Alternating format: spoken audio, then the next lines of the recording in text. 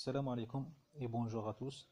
Dans cette vidéo, je vais résumer la deuxième partie du premier chapitre des vibrations libres amorties d'un système à un degré de liberté, Kingolo libre, c'est-à-dire qu'on n'a pas de forces extérieures agissant sur le système.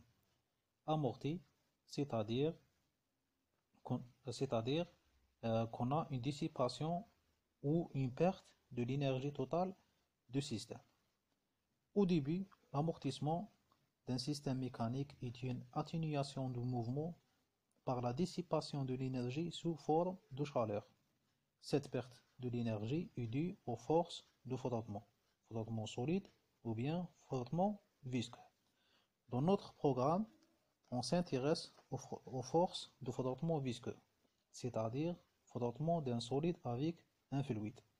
Ces forces ont une relation avec la viscosité dynamique du fluide et avec la vitesse de mouvement. Cette vidéo représente l'effet de frottement visqueux sur le mouvement d'un système masse-ressort. La masse M est immergée dans un fluide. Voilà. On remarque clairement que le frottement absorbe le mouvement jusqu'à ce que la masse s'arrête.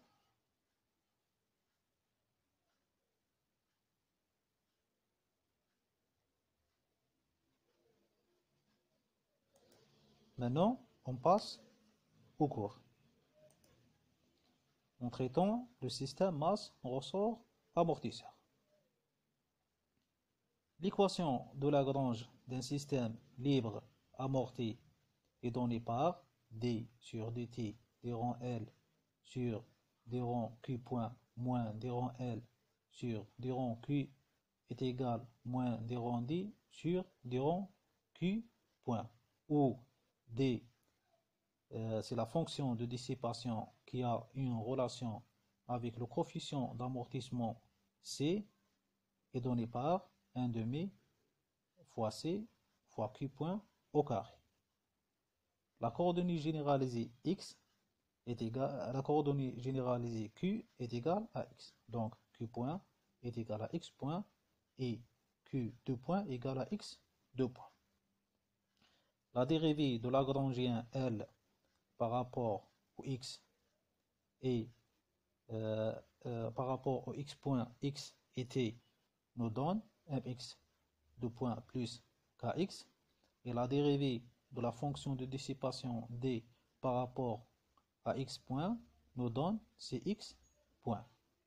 Donc l'équation différentielle d'un système masse-ressort amortisseur est donnée par x 2 points plus c sur m x point plus k sur m fois x égale à 0. La solution de cette équation est donnée sous forme exponentielle par x de t égale à exponentielle r de t, où x point de t égale à r exponentielle r de t et x 2 point de t égale à r au carré exponentielle r de t. On remplace x point et x 2 point dans l'équation de mouvement. On trouve r carré plus c sur m fois r plus k sur m, le tout fois a exponentielle r de t égale à 0. On prend r au carré plus c sur m fois r plus k sur m égale à 0. Cette équation est un polynôme de deuxième degré, sous la forme ax au carré plus bx plus c, où a égale à 1, b égale à c sur m et c égale k sur m. Pour trouver les racines de cette équation, on calcule le discriminant delta égale b carré moins 4ac, donc égale c sur m au carré moins 4 fois k sur m.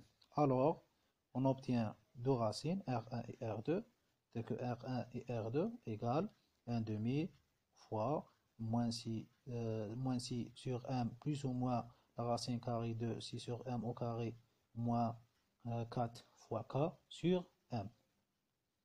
Donc la formule générale de la solution de l'équation du mouvement d'un système masse ressort amortisseur est donnée par x de t égale à A1 exponentielle R1 t plus A2 exponentielle R2 t. A1 et A2 sont déterminés à partir des conditions initiales. R1 et R2 varient en fonction de C, M et K. Le rapport d'amortissement adimensionnel, c'est-à-dire n'a pas d'unité, alpha, qui caractérise l'évolution et la décroissance des oscillations au cours du temps, est donné en fonction du facteur d'amortissement C et le facteur d'amortissement critique CC par alpha égale C sur C critique, où le C critique égale 2m oméga 0 pour delta égale à 0.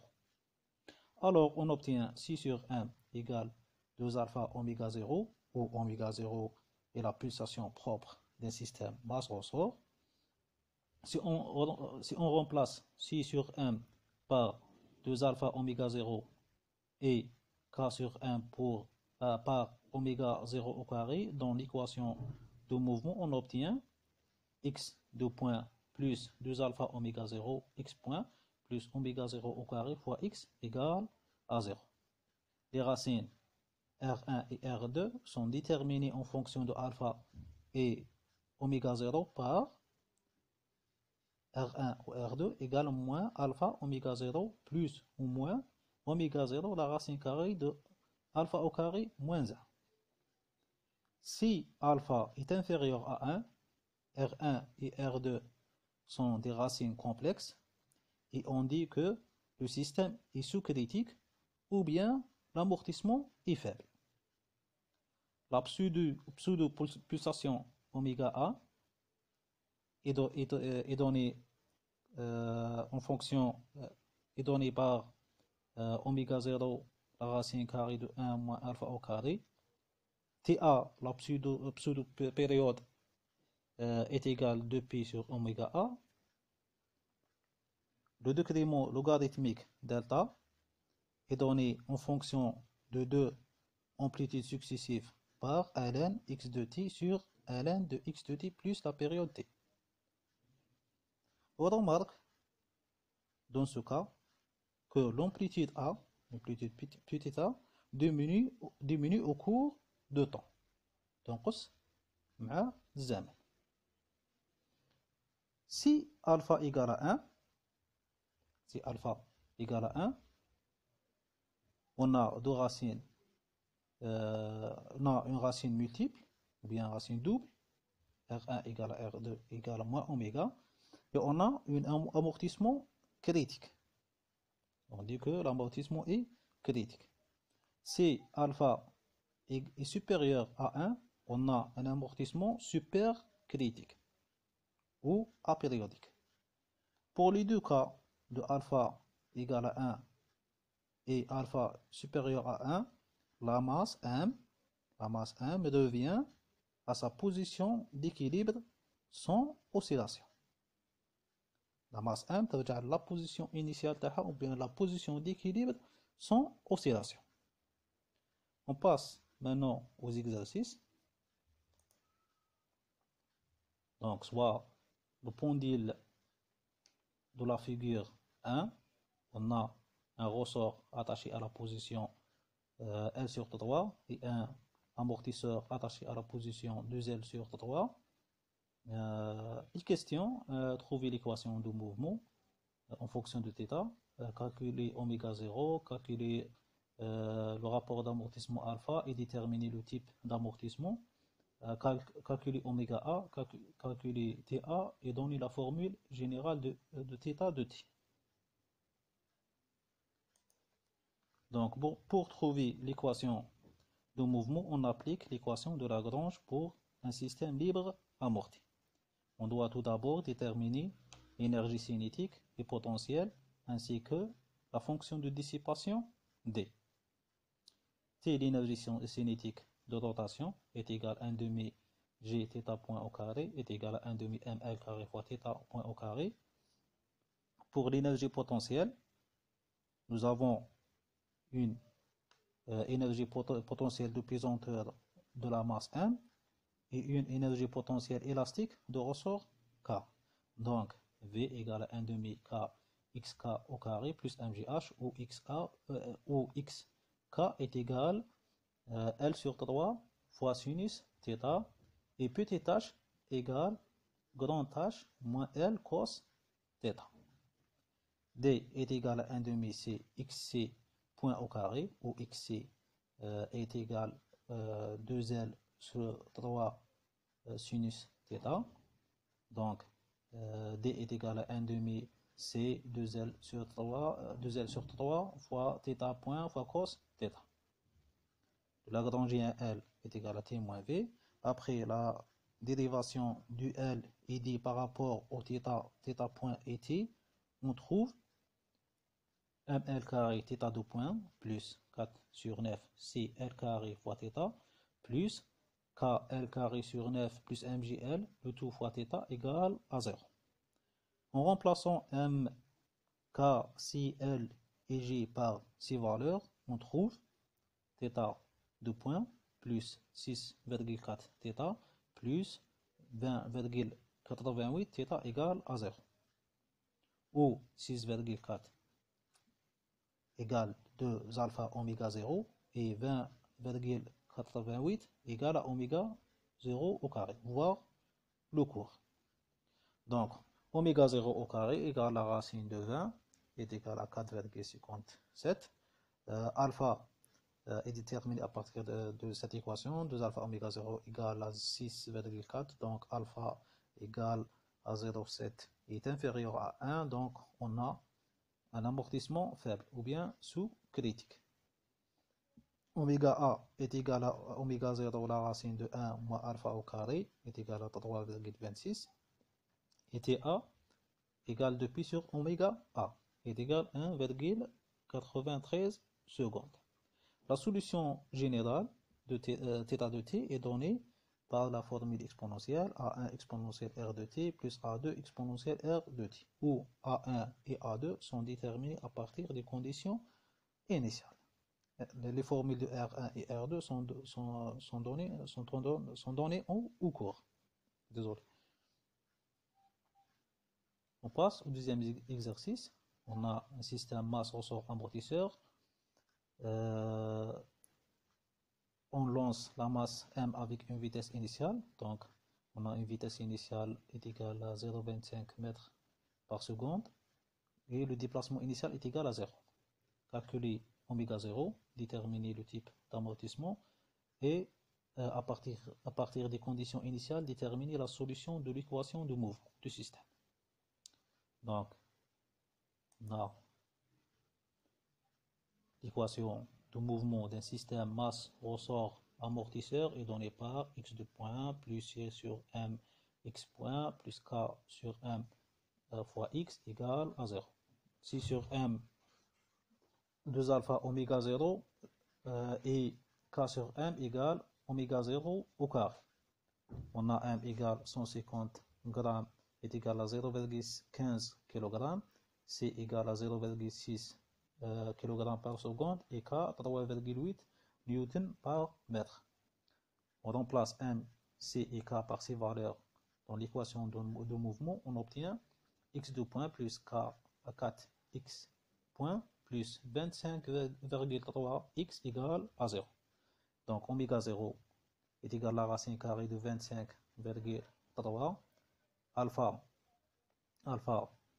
on a 2 alpha oméga 0 est égal à 6 sur 1 est égal à 4. Donc alpha est égal à 4 sur 2 fois 5,003 est égal à 0,4 est inférieur à 1.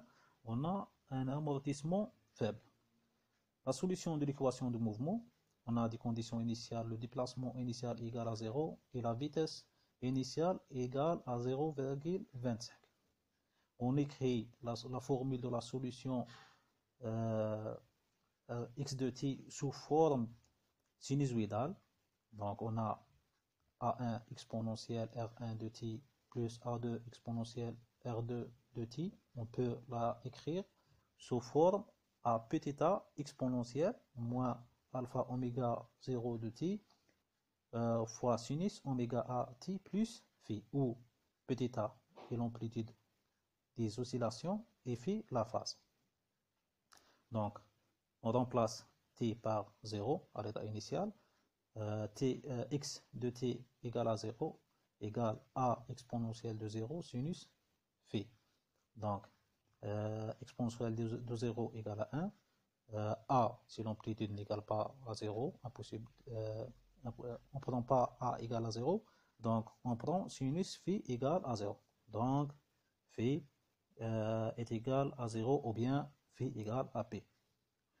X point, نشتقوا x de t par rapport au temps, voilà, on obtient x point de t égale moins a alpha oméga 0 exponentielle moins alpha oméga 0 de t fois sinus oméga a t plus a oméga a exponentielle moins alpha oméga 0 de t cosinus oméga a t, parce qu'on a عندنا المشتق الأول في الثاني زائد المشتق الثاني في الأول. On remplace t par 0 et phi par 0. Donc on obtient عندنا exponentielle 0 يساوي لواحد وسينوس 0 يساوي لنا 0. Donc واش يبقى لنا غير a oméga a. Oméga a est donné par la formule oméga 0 fois la racine carrée de 1 moins alpha au carré. Donc on obtient petit a égale 0,054 mètres. On remplace petit a et phi dans la solution générale x de t, on obtient x de t égale 0,054 fois exponentielle moins 2t fois sinus 4,6 t. Et merci pour votre attention.